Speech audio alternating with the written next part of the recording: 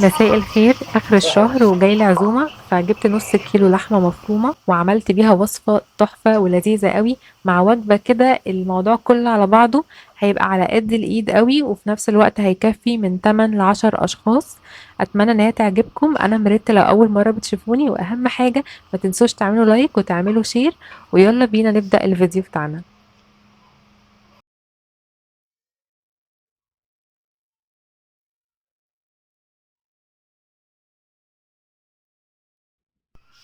هتجيب بصلاية حجمها كبير شوية علشان تكفي معايا الوصفة وتخلي الكمية أكبر.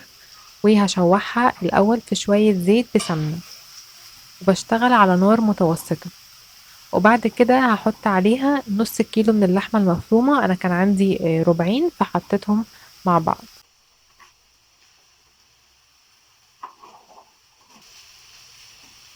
هقلب بقى اللحمة، يعني هوزعها بس في الطاسة كده، مش هقلب تقليب يعني، لا هوزعها بس في الطاسة لحد ما ايه يتغير اللون بتاعها. بعد كده بقى هضيف فلفل اخضر وفلفل احمر وفلفل اصفر. لما بتضيفي الفلفل للحمة المفرومة، اولا هو بيخلي طعمها حلو جدا، وتاني حاجة بنكتر الكمية اكتر وبيدي طعم جميل جدا للوصفة. هتفرق قوي لو جربتوها.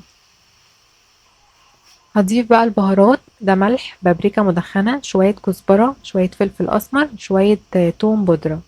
وكمان هرش رشة خفيفة كده من جوز الطيب. ولو حابين تزودوا كمان رشة قرفة بتدي كمان هي طعم حلو.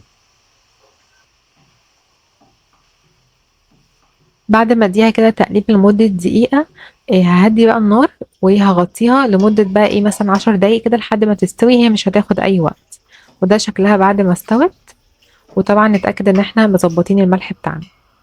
بعد كده بقى هحضر الصلصة. انا بحب احضرها بالطريقة دي بتطلع تحفة. هنحط شوية سمنة وزيت، بس هنكتر الزيت شوية، ولما يسخن خالص هنزل بعصير الطماطم. آه هتلاقوها عملت طشة جامدة كده، وبزود شوية مية من غير بقى توم ومن غير بصل. بتطلع الصلصة دي طعمها جميل جدا. وهحط عليها مكعبين مرقة، سواء مرقة خضار، مرقة فراخ، مرقة لحمة، زي ما تحبوا. وشوية من الفلفل الأسمر ومعلقة سكر، بس كده، مش هحط بهارات تانية.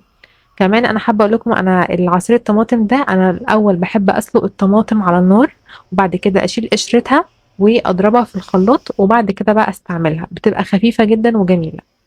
دي المكرونه انا سلقتها، ده كان حوالي كيلو وربع مكرونه. بعدين صفيتها في المصفى وغسلتها، حطيتها في الحله تاني، وحطيت عليها شويه زيت بس خفاف وقلبتهم. وبعد كده هحط الصلصه عليهم. طبعا الصلصه خلاص اتسبكت وتمام وهي سخنه كده. هحطها على المكرونه. وانا بخلي طبعا الصلصه والمكرونه اخر حاجه علشان يبقوا لسه سخنين كده. وبعد كده هحمر شويه بطاطس جنب الاكله دي.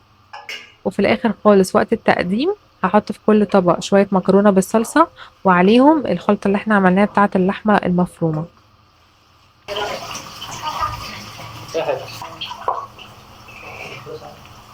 وبس كده، انا عايزاكم تجربوها. الاكله بسيطه وسهله، وبجد الصلصه بالطريقه دي من غير تسبيكه بصل او توم بتبقى خفيفه وطعمها حلو قوي. وكمان اللحمه المفرومه بالفلفل والبصل، طعمها بيكون بجد رائع لما نقلب كله مع بعضه كده وبتتاكل مع شويه بطاطس بقى ومقرمشه كده وكاتشب. هتبقى احلى اكله اكلتوها. اشوفكم في وصفه جديده، وباي باي.